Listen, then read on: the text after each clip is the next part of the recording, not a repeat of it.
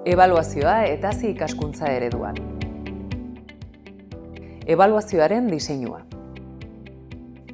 Etazi ikaskuntza ereduak ikasleak ikaskuntzaren erdigunean kokatzen du, zikloko gaitasunen garapenean duten erantzukizuna sustatuz.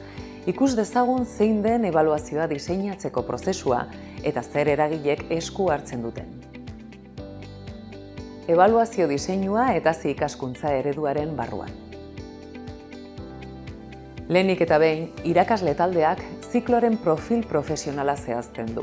Horretarako, enpresa eta gizarte testuingurua aztertu eta ikasleek zikloa bukatutakoan eskuratu beharreko lanbide profilak izan behar dituen funtsezko gaitasun teknikoak eta zeharkakoak identifikatzen ditu.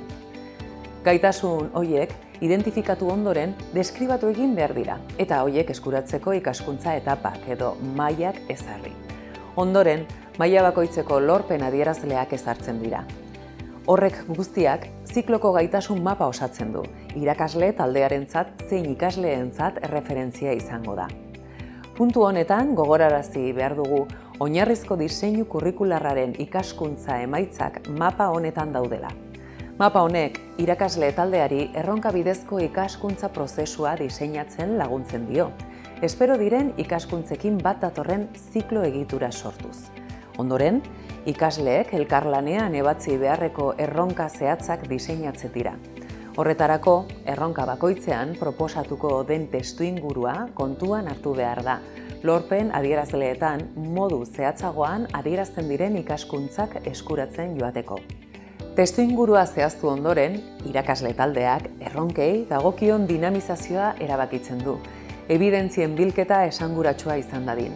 Jarduera honetan ebaluazio baliabideak sartzea gogoan hartu behar dugu, hala nola, portafolioa, pentsamendu errutinak, hausnarketa egunerokoa eta abar.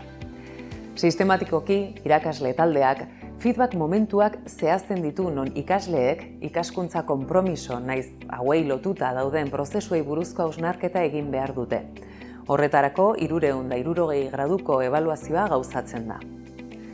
Feedbacka eta hausnarketa lagungarriak dira ikasleek ikaskuntza helburuak lortzeko duten erantzukizuna bereganatu dezaten konpromiso bitartez.